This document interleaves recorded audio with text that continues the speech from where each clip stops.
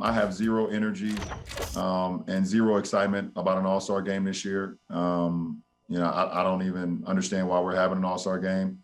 Short off season for myself and my teammates with 71 days. And then coming to this season, we were told that we were not having an all-star game. So we had a nice little break, 5 days from the 5th through the 10th, an opportunity for me to kind of recalibrate for the second half of the season, my teammates as well, some of the guys in the league. And then they throw an all-star game on us like this and just breaks that all the way up. So pretty much kind of a slap in the face. Stephen A., should there be an NBA All-Star game played this season? Respectfully speaking, I would say no.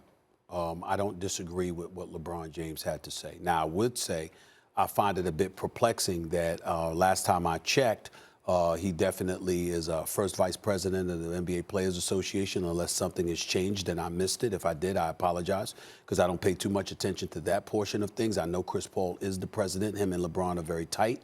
They've known each other for years, and why they don't seem to be on the same page, I don't understand it, because the NBPA, led by Chris Paul and Executive Director Michelle Roberts, have been negotiating, and the anticipation is that there will be an All-Star game March 7th in Atlanta, Georgia. And that last part is where I definitely side with LeBron James in this respect. Why Atlanta?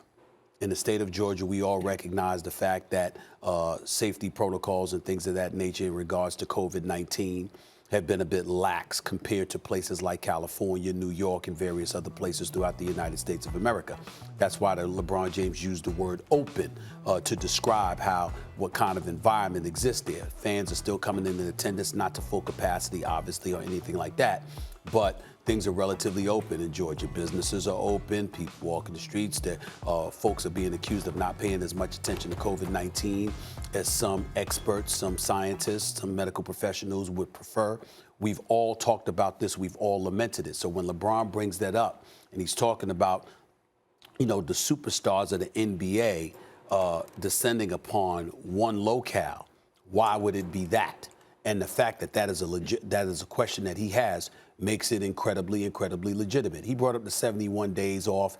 I understand for him, and I empathize with him because he's the champion and he was the last one standing, Max. But I don't empathize with the rest of the NBA in regards to that. You had a 4-month break from the time the season was suspended in March because of COVID-19 until you came back in July. When you came back in July, most of y'all were going by August, if not early September. So I don't want to hear that as an argument for the league itself. For LeBron, yes. For the rest of the league, no. But when it comes to what he brought up about COVID-19, safety protocols, lack of attention to detail as it pertains to that emanating from the state of Georgia and specifically the city of Atlanta, he brings that up. It's hard to argue with that point that he's making. That much I will say. So I can't say I disagree with him, and I can't say that his points are invalid. I wouldn't have handled it the way De'Aaron Fox handled it by calling it stupid, because remember, Chris Paul and the Players Association are talking about how this is going to benefit HBCUs. Revenue generated from it is going to benefit HBCUs and COVID-19 relief. So it's definitely a worthy cause, and that shouldn't be ignored. And guys like De'Aaron Fox, who were not playing deep into the postseason, obviously, because they didn't make the postseason. And are very young. And are very young. I don't want to hear that. But for LeBron, I totally understand where he's coming from. This is a debate show.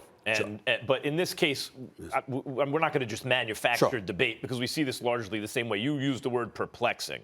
It is perplexing because my understanding is Chris Paul pushed for this. Mm-hmm.